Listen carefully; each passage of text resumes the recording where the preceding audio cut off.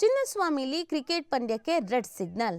Vijay Hazare tourney ಆಯೋಜನೆಗೆ ಸಜ್ಜಾಗಿದ್ದ ಕೆಎಸ್ಸಿಎಗೆ ರಾಜ್ಯ ಸರ್ಕಾರ ಶಾಕ್ ನೀಡಿರೋದು. ಪಂದ್ಯಕ್ಕೆ ಅನುಮತಿ ನಕಾರ. ದೇವನಹಳ್ಳಿ ಬಿಸಿಸಿಐ ಸೆಂಟರ್ಗೆ ಇಂದಿನ ಪಂದ್ಯ ಸ್ಥಳಾಂತರ. ಅಂತೂ ಇಂತೂ ಭಾರೀ ಕಸರತ್ತಿನ ಬಳಿಕವೂ ರಾಜ್ಯ ರಾಜಧಾನಿಯನ್ನ ಚಿನ್ನಸ್ವಾಮಿ ಕ್ರೀಡಾಂಗಣದಲ್ಲಿ ಮತ್ತೆ ಕ್ರಿಕೆಟ್ ಪಂದ್ಯಗಳನ್ನು ನಡೆಸೋದಕ್ಕೆ ಸಿದ್ಧವಾಗಿದ್ದ ರಾಜ್ಯ ಕ್ರಿಕೆಟ್ ಸಂಸ್ಥೆಗೆ ಕರ್ನಾಟಕ ಸರ್ಕಾರ ಅನುಮತಿಯನ್ನ ನಿರಾಕರಿಸಿದೆ. ಬುಧವಾರ ಚಿನ್ನಸ್ವಾಮಿಯಲ್ಲಿ ಡೆಲ್ಲಿ ಆಂಧ್ರ ನಡುವೆ ವಿಜಯ್ ಹಜಾರೆ ಟೂರ್ನಿಯ ಪಂದ್ಯ ನಡಿಬೇಕಾಗಿತ್ತು. ತಾರಾ ಆಟಗಾರ ವಿರಾಟ್ ಕೊಹ್ಲಿ ಡೆಲ್ಲಿ ಪರ ಆಡೋದಕ್ಕೆ ಸಜ್ಜು ಆಗಿದ್ರು. ಆದರೆ ಅನುಮತಿ ನಿರಾಕರಣೆ ಹಿನ್ನೆಲೆಯಲ್ಲಿ ಪಂದ್ಯವನ್ನ ನಗರದ ಹೊರವಲಯದ ದೇವನಹಳ್ಳಿ ಬಳಿಯ ಬಿಸಿಸಿಐ ಸೆಂಟರ್ ಆಫ್ ಎಲೆಕ್ಷನ್ಸ್ COAಗೆ ಸ್ಥಳಾಂತರಿಸಲಾಗಿದೆ. ಅಲ್ಲೂ ಪ್ರೇಕ್ಷಕರಿಗೆ ಅನುಮತಿಯನ್ನ ನೀಡಿಲ್ಲ. ಪಂದ್ಯಾವಳಿಗೆ ಸ್ಟೇಡಿಯಂ ಪೂರಕ ಆಗಿಲ್ಲ ಅನ್ನುವಂಥ ವರದಿಯನ್ನು ಕೊಟ್ಟಿದ್ರಿಂದ ಕ್ಯಾನ್ಸಲ್ ಮಾಡಲಾಗಿದೆ.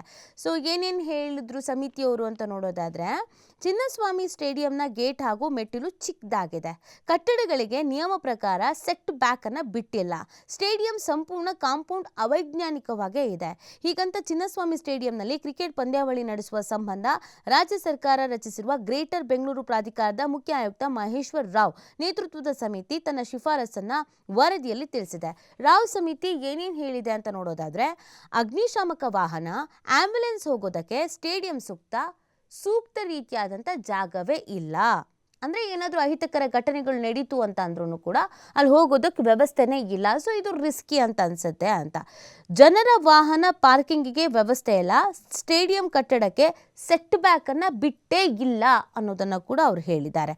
ಸ್ಟೇಡಿಯಂಗೆ ಎಲ್ಲೂ ಕೂಡ ತುರ್ತು ನಿರ್ಗಮನ ವ್ಯವಸ್ಥೆ ಇಲ್ಲ. ತಡೆಗೋಡೆ ಕೂಡ ಅವೈಜ್ಞಾನಿಕವಾಗಿದೆ. ನೋಡಿ, ಇಷ್ಟು ವರ್ಷಗಳಿಂದ ಈ ಥರ ಎಲ್ಲ ಇದೆ ಅನ್ನೋದೇ ಗೊತ್ತಿರಲಿಲ್ಲ. ಯಾವಾಗ ಸಾವು ನೋವು ಸಂಭವಿಸ್ತೋ ಈಗ ಎಚ್ಚೆತ್ಕೊಳ್ತಿದ್ದಾರೆ. ಎಷ್ಟು ಮ್ಯಾಚಸ್ಗಳು ನಡೆದಿದೆ ಇಲ್ಲಿ ನೋಡಿ ಹೇಳೋಣ. ಇಲ್ಲಿವರೆಗೂ ಇವ್ರಿಗೆ ಜ್ಞಾನ ಇರಲಿಲ್ಲ. ಒಂದಷ್ಟು ಅಮಾಯಕ ಜೀವಗಳು ಹೋದ್ಮೇಲೆ ಈಗ ಇವ್ರಿಗೆ ಅಲರ್ಟ್ ಆಗಿದೆ. ಏನೇನು ಇಲ್ಲ ಅನ್ನೋದನ್ನು ಈಗ ಹೇಳ್ತಾ ಇದ್ದಾರೆ. ಕಾಲ್ ತುಳಿತ ಬಳಿಕವೂ ಸ್ಟೇಡಿಯಂನಲ್ಲಿ ಯಾವುದೇ ಮಹತ್ವದ ಬದಲಾವಣೆಯನ್ನು ಮಾಡಿಲ್ಲ. ಇಲ್ಲಿವರೆಗೂ ಒಂದು ಸ್ವಲ್ಪನೂ ಚೇಂಜಸ್ಸು ಮಾಡಿಲ್ಲ. ಪಂದ್ಯ ನಡೆಸುವ ದೃಷ್ಟಿಯಲ್ಲಿ ಸ್ಟೇಡಿಯಂ ಸದ್ಯದ ವಾತಾವರಣ ಪೂರಕವಾಗಿಲ್ಲ. ಈಗ ಸರ್ಕಾರ ಅಲರ್ಟ್ ಆಗಿಬಿಟ್ಟಿದೆ. ರಿಸ್ಕ್ ತಗೊಳ್ಳೋದಕ್ಕೆ ಸರ್ಕಾರ ರೆಡಿ ಇಲ್ಲ. ಸೊ ಆ ಕಾರಣಕ್ಕಾಗಿ ವರದಿ ಕೇಳಿದ್ದು. ವರದಿಯಲ್ಲಿ ಇಲ್ವೇ ಎಲ್ಲ ಅನುಕೂಲಕರವಾಗಿ ಇಲ್ಲ, ಯಾವುದೇ ಕಾರಣಕ್ಕೂ ಇದು ಬೇಡ ಅಂತ ಹೇಳಲಾಗಿದೆ. ಸೊ ಹಾಗಾಗಿ ಕ್ಯಾನ್ಸಲ್ ಮಾಡಿದ್ದಾರೆ. ಇದು ಸಹಜವಾಗಿ ಕ್ರಿಕೆಟ್ ಅಭಿಮಾನಿಗಳಿಗೆ ಬೇಸರ ಆಗುತ್ತೆ. DK ಶಿವಕುಮಾರ್ ಅವರು ಒಂದು ಸ್ಟೇಟ್ಮೆಂಟ್ ಕೊಟ್ಟಿದ್ರು, ಪಂದ್ಯಗಳಲ್ಲಿ ನಡೆಯೋ ಥರ ಮಾಡ್ತೀವಿ, ವಿರಾಟ್ ಕೊಹ್ಲಿ ಅವರೆಲ್ಲ ಇಲ್ಲಿಗೆ ಬರ್ತಾರೆ ಅಂತ. ಬಟ್ ಅವೈಜ್ಞಾನಿಕವಾಗಿದೆ, ಯಾವ ವ್ಯವಸ್ಥೆಯೂ ಕೂಡ ನೀಟಾಗಿಲ್ಲ ಅಂತಂದರೆ ಇಲ್ಲಿ ಪಂದ್ಯ ನಡೆಸೋದು ಯಾಕೆ? ಇನ್ನೊಂದಷ್ಟು ಅಮಾಯಕ ಜೀವಗಳು ಬಲಿಯಾಗಲಿ ಅಂತನ. ಮೆಟ್ಲು ಚಿಕ್ಕ, ಅವೈಜ್ಞಾನಿಕವಾಗಿ ಕಾಂಪೌಂಡ್ ಕಟ್ಟಿದ್ದಾರೆ. ತುರ್ತು ನಿರ್ಗಮನ ಇಲ್ಲ, ಎಕ್ಸಿಟ್ ಎಲ್ಲಿ ಅಂತಲೇ ಇಲ್ಲ. ಏನಾದರೂ ಸಣ್ಣ ಪುಟ್ಟದ್ದು ಹೆಚ್ಚು ಕಮ್ಮಿ ಆಯಿತು ಅಂದರೆ ಓಡ್ ಬರೋದಕ್ಕೆ ಇರೋದೇ ಒಂದೇ ಒಂದು ಡೋರು.